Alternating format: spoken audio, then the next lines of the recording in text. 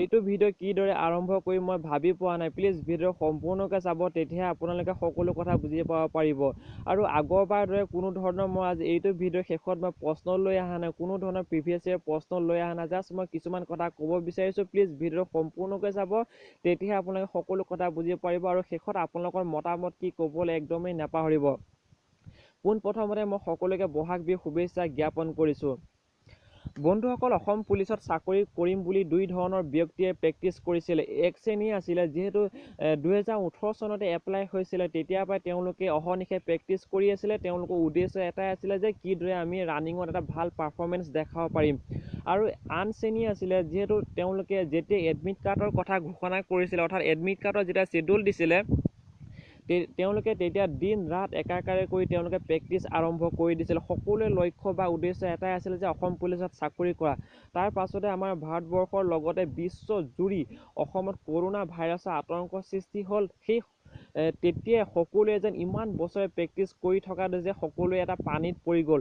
বহুতে মোক এনেকুৱা ধৰণৰ কমেণ্ট কৰিব লাগিছে যে দাদা, আমাৰ জীৱনটো কি ধ্বংস হৈ গ'ল নি? ইমান বছৰে যে প্ৰেক্টিচ কৰি আছিলোঁ, বছৰ জুৰি প্ৰেক্টিচ কৰি গৈ আছিলোঁ, সেইখিনি কি অথলে গ'ল নেকি? এনেকুৱা ধৰণে বহুতে কমেণ্ট কৰিছে।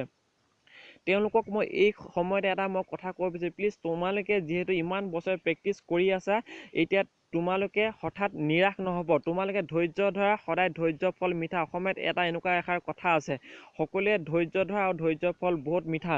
বন্ধুসকল, কিছুমানে এনেকুৱা ধৰণৰ ভিডিঅ' বনাইছে ইউটিউবত। মই তেওঁলোকক ক'ব বিচাৰিছোঁ যে প্লিজ তোমালোকে এনেকুৱা ধৰণৰ ভিডিঅ' নবনাবা, যাতে সেইসকল ব্যক্তি, অৰ্থাৎ যোনসকল ব্যক্তি ইমান বছৰে প্ৰেক্টিচ কৰি আছে, তেওঁলোকৰ মনত যদি আঘাত পায়, কেনচেল হৈ গ'ল, সকলো পদৰ যে ইণ্টাৰভিউ নহ'ব, এনেকুৱা ধৰণৰ ভিডিঅ' প্লিজ তোমালোকে নবনাবা। আৰু মই তোমালোকক কৈছোঁ, তোমালোকে সেই ধৰণৰ ভিডিঅ'ৰ পৰা বিৰত থাকিবা। কিয়নো অসমত আমাৰ বহুতো ভাল ভাল ইউটিউবাৰ আছে, আৰু কিছুমান এনেকুৱা ইউটিউবাৰ আছে সদায় তোমালোকক যাতে ডাউন কৰিব চেষ্টা কৰে। কিছুমান এনেকুৱা ইউটিউবাৰ আছে, প্লিজ তোমালোকে ভালখিনি ল'বা আৰু বেয়াখিনিৰ পৰা সদায় আঁতৰি থাকিবা। আৰু এই সময়ত মই তোমালোকক ক'ব বিচাৰিছোঁ এষাৰ কথা, যিহেতু ইমান বছৰ তোমালোকে প্ৰেক্টিচ কৰি আছা, যিহেতু মই গাঁৱত বসবাস কৰোঁ, আমাৰ কিছুমান গাঁৱৰ ল'ৰা ছোৱালী এনেকুৱা ধৰণৰ আছে, তেওঁলোকে ৰাতি 3টা-4টা বজাত উঠি তেওঁলোকে আজিও দৌৰি আছে। তেওঁলোকে ইমান বছৰে যিহেতু প্ৰেক্টিচ কৰিলে, সেইখিনি যাতে অথলে যাতে নেযায় বুলি তেওঁলোকে আজিও প্ৰেক্টিচ কৰি আছে। আজিয়ে মই তেওঁলোকক এটা ধন্যবাদ জ্ঞাপন কৰিছোঁ যে তোমালোকে প্ৰেক্টিচ কৰি আছা। আৰু যিহেতু তেওঁলোকক মই এটা ক'ব বিচাৰিছোঁ যে তোমালোকে যিহেতু প্ৰেক্টিচ কৰি আছা, যিহেতু আমাৰ অসম চৰকাৰে লগতে ভাৰতবৰ্ষত লকডাউনৰ কথা দিছে, তোমালোকে যোনটো দূৰত্ব মেইনটেনেঞ্চ কৰিব দিছে, আৰু যিহেতু সাৱধান হ'ব দিছে, সকলোৱে সাৱধান হৈ পিনিহে দৌৰিবা।